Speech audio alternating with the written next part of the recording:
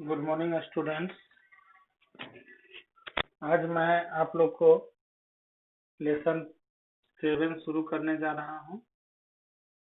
Lesson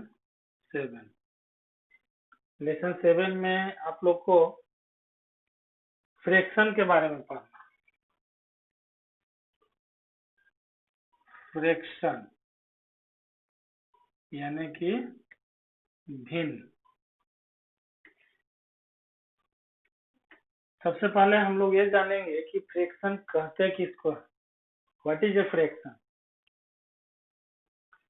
तो generally जो है a fraction is a part of one whole। Fraction जो है किसी भी पूरा ऑब्जेक्ट, एक कंप्लीट ऑब्जेक्ट का एक हिस्सा होता है। फ्रैक्शन एक कंप्लीट ऑब्जेक्ट का एक हिस्सा होता है, यानी किसी ऑब्जेक्ट का कोई भी टुकड़ा जो हम लेते हैं तो उस टुकड़ा को फ्रैक्शन कहते हैं। यानी इसको हम लोग इस तरह से भी बोल सकते हैं, when a whole object or group is divided into equal parts, then each part is called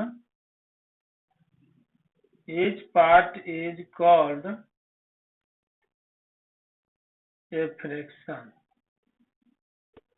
जब किसी ऑब्जेक्ट या ग्रुप को बराबर भागों में बांटते हैं तो वह प्रत्येक भाग जो है एक फ्रैक्शन कहलाता है। जैसे एग्जांपल में ले लेते हैं, यह एक होल ऑब्जेक्ट हो गया, यह होल ऑब्जेक्ट हो गया। इसको हम फ्रैक्शन में बांटने के लिए जैसे दो बराबर टुकड़ा कर दिए, तो यह जो हो गया ये होल ऑब्जेक्ट हो गया आपका, और इसमें दो टुकड़ा बराबर बराबर किया हुआ है तो यह हो गया आपका फ्रैक्शन हो जाएगा 1/2 और 1/2।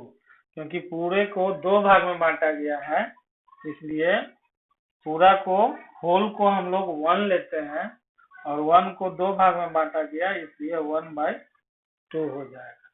तो ये दोनों पार्ट जो है फ्रैक्शन कहलाएंगे। इस तरह से किसी भी होल ऑब्जेक्ट को हम लोग कितना भी भाग में बराबर भाग में बांटे तो प्रत्येक भाग एक फ्रैक्शन कहलाएगा।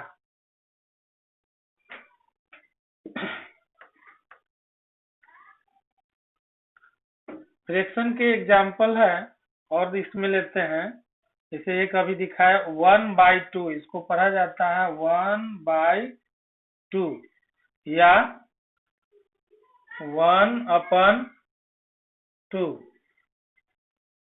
और एक और इसको पढ़ते हैं 1/2 भी पढ़ते हैं इसको। उसी तरह 1/4, अगर किसी एक पूरे भाग को 4 बराबर भागों में बांटा जाएगा तो प्रत्येक भाग जो है 1/4 कहलाएगा। यानी कि 1/4 या 1/4, या इसको क्वार्टर भी बोला जाता है, क्वार्टर या 1/4 भी बोल सकते हैं। 1 डैश देके 4, 1/4 यानी एक का चौथा भाग, एक का चौथा भाग को 1/4 कहेंगे।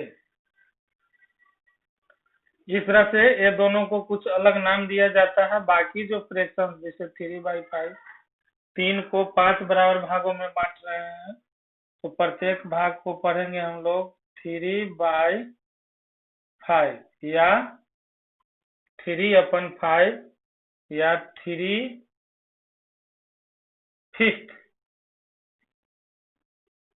यहाँ पर 3 जो है काउंटिंग नंबर है और 5 जो है इसको ऑर्डिनल नंबर कहा जाता है। यानी कि पहला पार्ट न्यूमरेटर को 3 काउंटिंग नंबर में लिखते हैं और जो डिनोमिनेटर है उसको ऑर्डिनल नंबर में लिखा जाता है। इस तरह से और भी बहुत सारे फ्रैक्शंस होते हैं। तो ये जो है फ्रैक्शन का एग्जाम्पल हो गया आपका।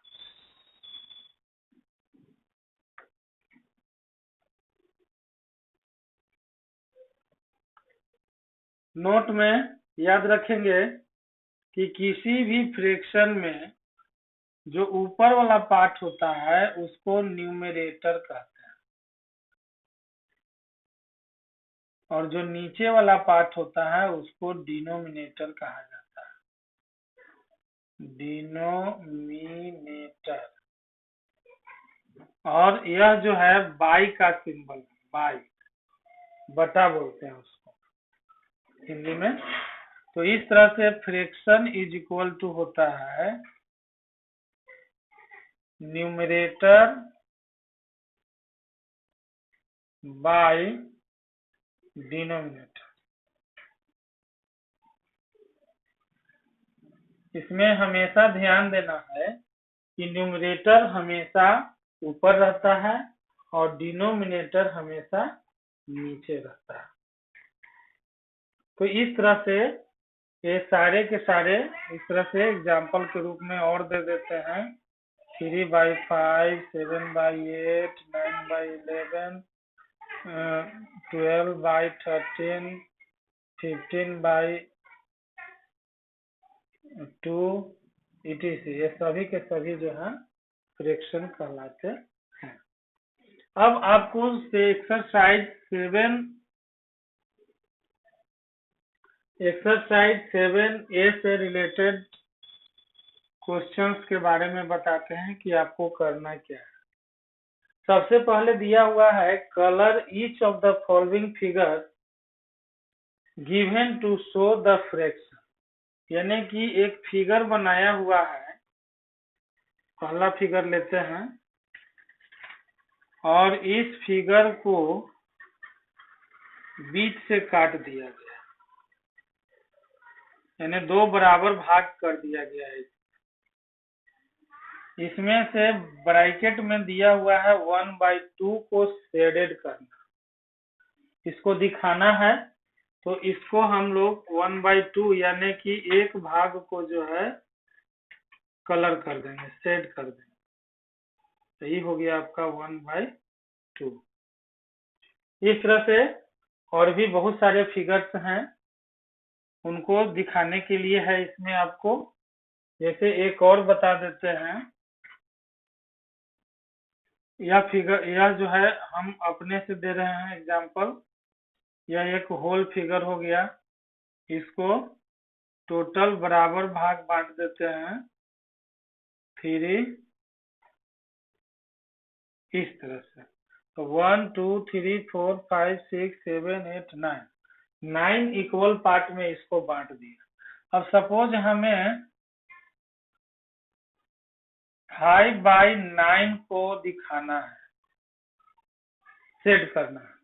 तो 5/9 का मतलब हुआ कि टोटल 9 पार्ट्स जो हुए, इनमें से 5 पार्ट्स को सेट कर देंगे, यानी कि 5 पार्ट जो है इसको हम लोग कलर कर देंगे। कोई भी कलर कर सकते हैं, इसमें आपको यह सोचना नहीं है कि कौन सा कलर करेंगे और कौन सा छोड़ देंगे। जो भी आपको पसंद है, जो भी आपका मन है, उनमें से 5 जो है कलर कर देंगे। 3 4 5, यह जो हो गया 5/9 हो गया, क्योंकि 9 टोटल 9 था, जिसमें से हमने 5 को पेंट कर दिया, शेड कर दिया। तो इस तरह से आपका पहला बन जाएगा। दूसरा पेंट किया हुआ है, शेड किया हुआ है, या कलर किया हुआ है, और कलर जो रीजन है उसको फ्रैक्शन में बताना है कि कितना होगा। जैसे एग्जांपल एक देते हैं,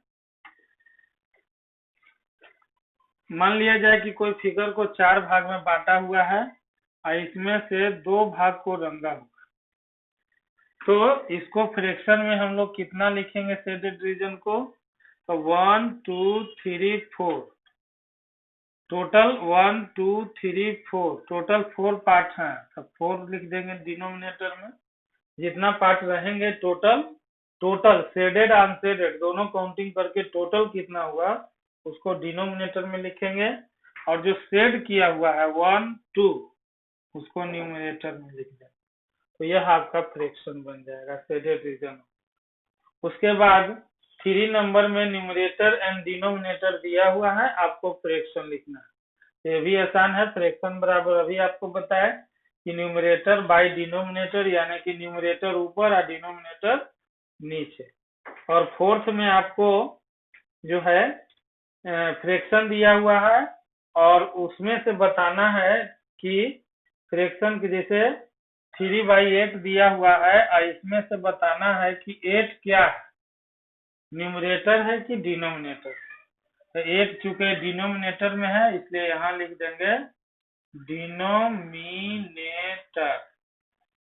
ये आपको बनाना है 4 नंबर में। 4 नंबर में इस तरह से आपको लिख देना है।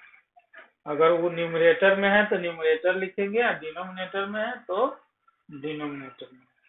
इस तरह से आपका एक्सरसाइज 7A कंप्लीट हो जाता है।